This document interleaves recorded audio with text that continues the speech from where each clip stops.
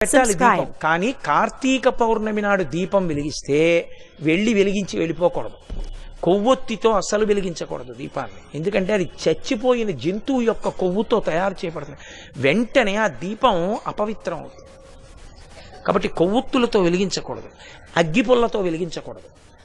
కార్తీక పౌర్ణమి నాడు సుగంధమైనటువంటి దాంతో, అంటే అగరుపుల్ల వెలిగించుకుని అగరపుల్లతో దీపాన్ని వెలిగించుకోవాలి.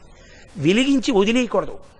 దాంట్లోకి వెంటనే అక్షతలు తీసుకుని చేత్తో పట్టుకుని దామోదరమావాహయామి అని కానీ త్రయంబకమావాహయామి అని కానీ రెండు మాటలలో ఏదో ఒకటి చెప్పాలి. అంటే దామోదరుణ్ణి కానీ త్రయంబకుణ్ణి కానీ దీపం మీదకి ఆహ్వానం చెయ్యాలి. ఎక్కడైనా చెత్త ఉండిపోయినా కూడా రేపు లౌకికాగ్నితో వెలిగించకూడదు.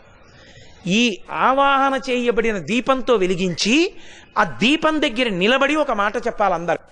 కీటాహ పతంగాహ